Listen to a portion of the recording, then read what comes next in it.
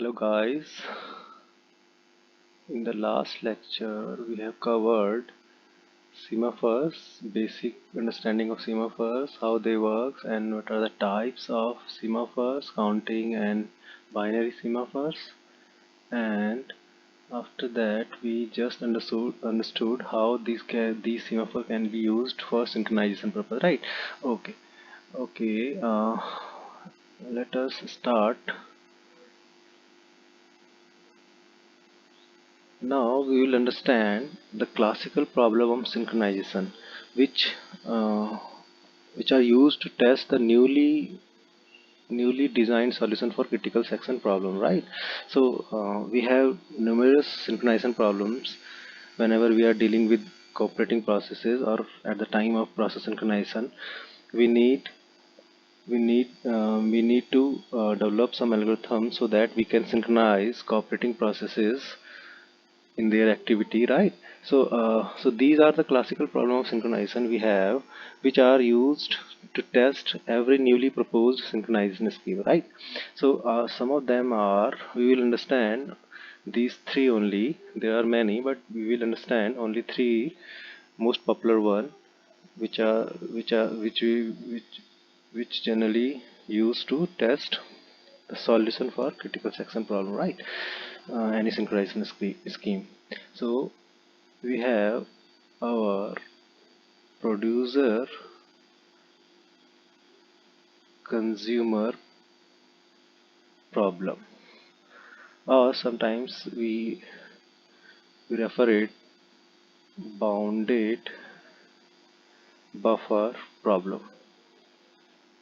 We will understand bounded buffer problem. Second, we will study reader writer problem, right? And in the last, we will understand dining philosopher problem. Dining philosopher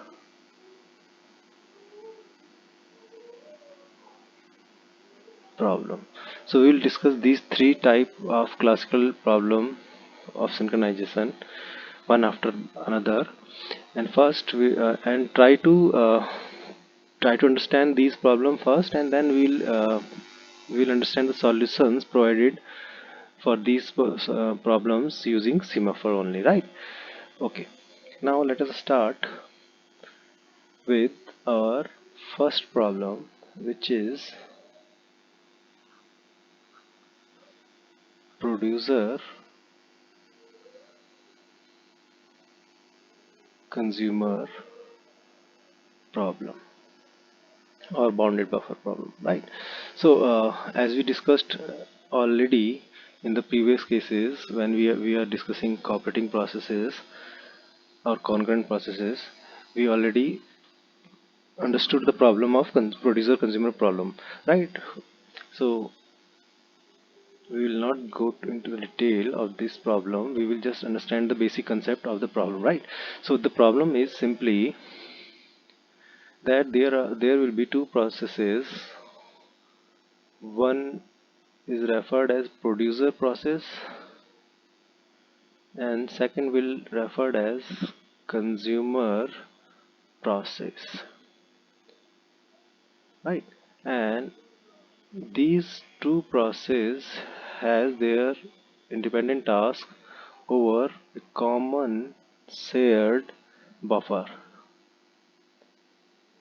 There will be a common shared buffer which will be used by these two processes, producer processes and consumer process. And the task of producer process will be, it will simply produce an item and put it into the buffer, right? So task of producer will be an item produce item and put in buffer. right? In the same way, the task of consumer will be consume item from buffer, right? So this is a simple task, but what will be the problem here?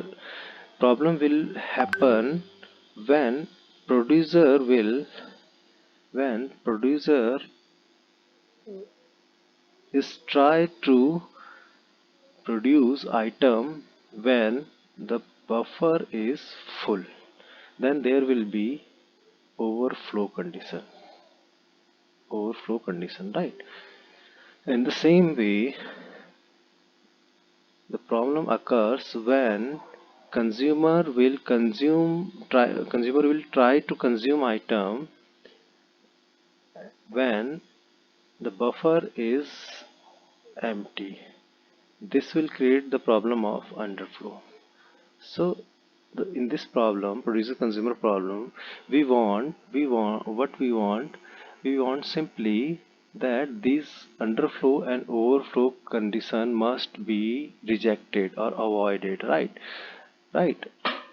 And both the processes for both producer and consumer can produce an item and consume an item flawlessly until and unless there is no condition of overflow and underflow. So how we can solve this using semaphore? We will first we need to know that this buffer could be bounded or unbounded. This buffer could be bounded or unbounded, right? So if the buffer is unbounded, then there will be no problem of these two. So we we will not discuss this condition because there is no problem if the buffer is unbounded in nature. That means there is no limit on the buffer size, which directly means that you will not get any overflow or underflow condition in that case, right? So this is not a problem. The real problem is when we have the buffer bounded, means limited size. That means our buffer can hold only limited number of or some defined number of items in it, right? So okay, so that's why this problem is also referred as only bounded buffer problem, right? Because if buffer is unbounded, then there will be no problem, right? So we have problem and only when we have buffer of limited size or fixed size. That means the buffer could hold only n number of items in it, right? So providing the solution of this problem, what we need to define three semaphores. Three semaphores. Right, we need to solve this problem. We need to define three semaphores, and assuming that the buffer size of buffer is n item n item. That means this buffer can hold maximum n number of items, right? Okay, now three semaphores we needed could be named as, we can use one semaphore as, let us say, mutex for mutual exclusion. The name of the semaphore will be mutex and we will initialize it by 1, and this semaphore is used for mutual exclusion for access of buffer pool. So we have used a semaphore mutex on mutex binary semaphore. It is a binary semaphore. It can be either 1 or it can be either 0 on buffer access, right? On at the time of accessing the buffer. That means we don't want both the processes will access the buffer at the same time, because this could or this may create a problem. That's why we want mutual exclusion on the axis of that buffer, right? That's why we have used one semaphore as mutex. Second semaphore we will use as the name empty, which will be initialized with 1 n, which is the maximum size of your buffer, right? So this semaphore will be counting semaphore. As we already discussed that the counting semaphore uh, could be used for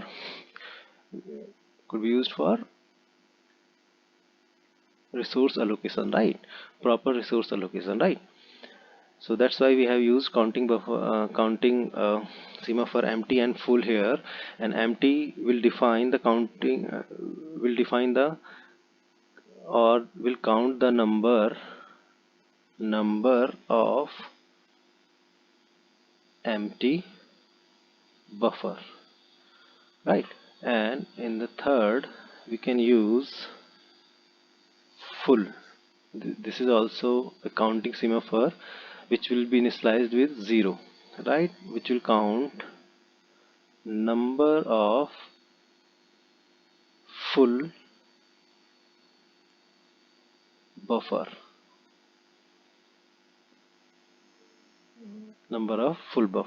that means we are saying that this buffer is the collection of n number of buffers and each buffer can hold one item, right? Okay, so now we can use these three semaphores in the producer code and consumer code, so that we can synchronize producer and consumer process such that there will be no condition of overflow and underflow arose, right?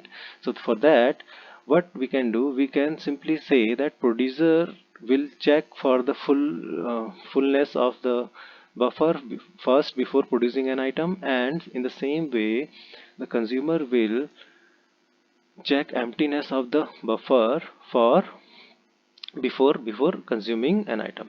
So let us define, or let us understand how these semaphores can be useful in the code of producer and consumer process, right? How we can use efficiently these semaphores to avoid or to ensure process synchronization between producer and consumer problem. So let us check. This will be the producer code. This will be the code for consumer code, right? So we will not define each and every instruction of the code. We will simply write pseudo code. We don't It doesn't matter what the code is doing underneath. We will simply understand the use of semaphore only here, right? Semaphore only, right? So let us understand. We are generating only pseudo code. Let us do it. Is doing something here. It is what it is doing. It is simply produce an item in next p. So next p, it is a simple temporary variable used by producer code, where it will produce a code to produce an item to the next p, which is a temporary variable, and which will be then copied to the buffer, right? So at the entry section, it will simply produce an item to its local variable, right? Okay, now before copying this item which is generated to the next p, before copying it to the buffer, what it must do, we can we this process must wait on first empty,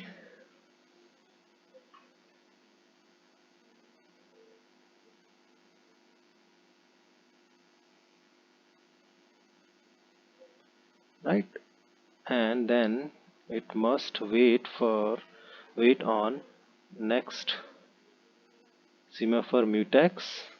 After that only, if those two operations will be could perform successfully, then only it will do its perform its critical section, which is what which is simply adding next p to buffer.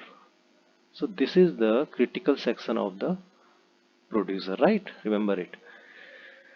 After doing or performing critical section, what producer will do, it will simply signal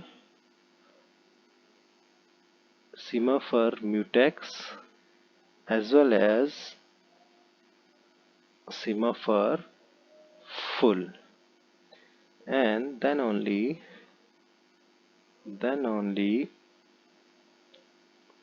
it will repeat this code while one, right. So this is the entry section of the code, this is the critical section of the code, this is the exit section of the code. And in the exit section of the code, the producer will simply signaling the operating system that it has completed its critical section, and now it is now any other process who wants to perform execute its critical section can do so, right? So in the exit section, it is simply updating the value reversely, right? So first understand it. Any process who wants to enter its critical section, process need to wait on empty. Let us understand that in the we have initialized empty as n. That means the now currently the value of empty is n. That means it is a positive value, right? So wait operation can be performed on that, right? That means there are n number of buffers available in the buffer area, right? Empty equals to n means there are n number of buffers available in the buffer area.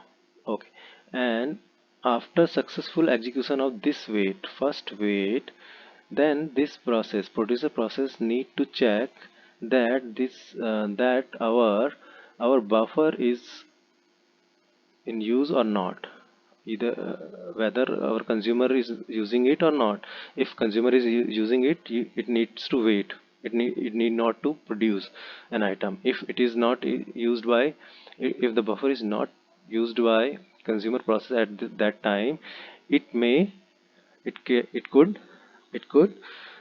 generate, or it could produce an item on that buffer, right? So before producing an item to the buffer, it needs to check that buffer is currently is not being used, right? So in the second wait, it will check the value of mutex first. So value of mutex is initialized with 0.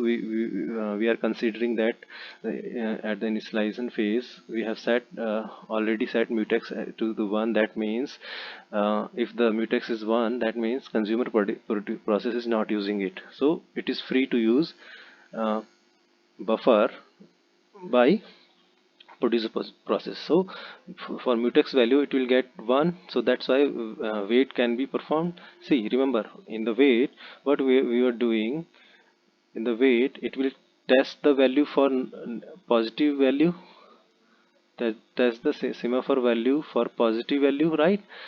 After that it will simply decrement it. Okay, this is the wait, this is wait, right? And in the signal which is represented by v, what we were doing, we were simply incrementing the value of semaphore, remember?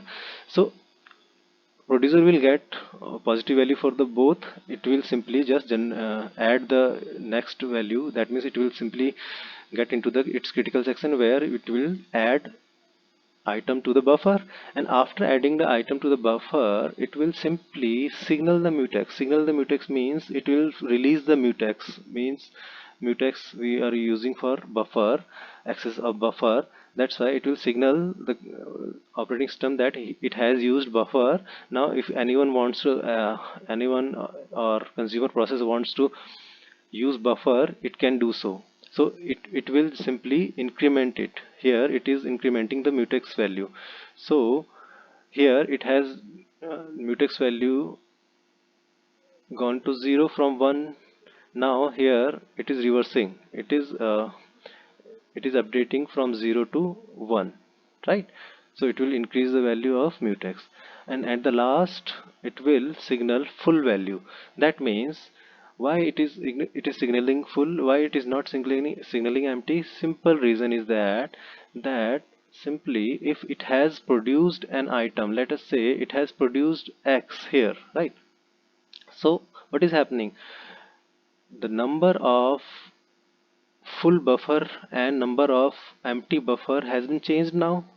That's why if producer produced an item, then obviously number of full buffers will be changed, will be increased. That means number of full buffer, if there were previously 4 buffer are full, then after production of the new buffer, the full buffer will be equals to 5, right? Will be incremented. That's why it is incrementing the signaling the semaphore full, so that when the consumer wants to consume any item, it can do so, or it can read the updated value, right? Okay, now let us check the pseudocode for consumer process. So what consumer will do before consuming an item, it must perform wait on full, right? On full. Why? Because it needs to check that the buffer is not empty. See, if the consumer is waiting on full, that means it is checking for emptiness only. You can understand it by logic, right? So don't be confused. It is checking full, that means it is checking number of full buffers in the buffer area. So if the number of full buffer is 0, that means it has to wait. That means the buffer area is empty. That's why don't be confused. It is checking simply emptiness, emptiness, right? So don't be confused. Now, before entering to the critical section of consumer process, the consumer process need to perform wait operation on mutex, which we already discussed that this is be used for buffer, access of buffer. Okay, access of buffer. So if the process is getting mutex value 0, that means the buffer is being used by any other process right now, right? So this is the entry section. Okay, now after these two signal operations only, consumer process can get into the critical section. And what is the critical section for consumer process? It is simply remove an item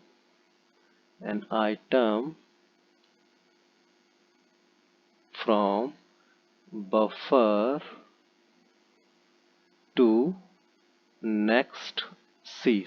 Stands for consumer and P stands for buffer, producer, right? So if both operations perform successfully, then only the consumer process will remove item from the buffer and copy it to the next C, right? Next C is the temporary variable used by the consumer process, right? Okay, after that, once this critical section has been executed, one critical section has been executed by consumer process, then consumer process will signal on mutex first, as the producer did, right? And in the second it will mutex on empty. Why it is doing so? Because obviously if it has consumed from buffer, that means number of empty buffer has been increased. So that's why it is increasing the empty value, right? Value of empty semaphore, right? I think it is understood by you, because it already discussed in the vice versa case of producer consumer, right? After that, this process could be able to consume item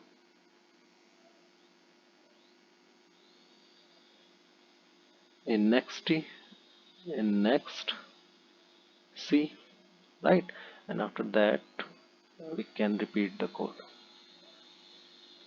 So this is the code for this is the solution given by semaphores. We can use semaphores to provide the solution, and we can easily check here that at the same time both producer first the both producer both the process consumer, either it is consumer and producer, both cannot use uh, both cannot use buffer, both cannot use buffer at the same time, which is provided by semaphore mutex, right? For that we have used semaphore mutex, right? And by using two counting, this is binary semaphore, right? Binary semaphore, and these two are counting semaphore. These two are counting semaphore. So by using a single binary semaphore mutex, we are ensuring mutual exclusion for buffer area, right? And by using two counting semaphore empty and full, we are ensuring avoidance of or prevention of two conditions. In case of full, it is avoiding overflow. In case of empty, it is avoiding underflow. So empty will be initialized with the number of empty buffer. So in the beginning we are assuming that the buffer area is totally free. That means if there is n, then n buffers, n area in the buffer area, that means there could the value of empty will be n, and the value of full will be initialized with the 0. That means that time at that initialization time there is no item in the buffer, right? That's why the full is initialized with 0, right? So after making changes to the producer code and consumer code, we are ensuring that no consumer and producer will access the buffer at the same time, and if they want, and no one will, and we are ensuring, along with it we are ensuring that no overflow and no underflow condition will reach. That means we are simply synchronizing we are simply synchronizing our producer and consumer process by making changes to their pseudocode and by using semaphore. So now I think you got my point, how we can use semaphores and uh, uh, how it is very useful, how semaphores are useful to create the solution for the synchronization problem, right? So it is easy to use the semaphores, but we have uh, to remember that we need to use them very cleverly and with the correct manner. If we are doing it in the correct order, that in incorrect order, that means we are not giving the solution, we are simply increasing, or we are just upgrading the problem, right? Intensity of the problem. So before giving the solution using semaphores to the synchronization problem, we need to ensure that we are doing wait and signal operations in the proper, or we can say perfect order, or we are placing wait operations on different semaphores in the right manner or at the correct place, right? So I think this solution you have understood very clearly, and thanks for all. This is all for today. Thank you, guys.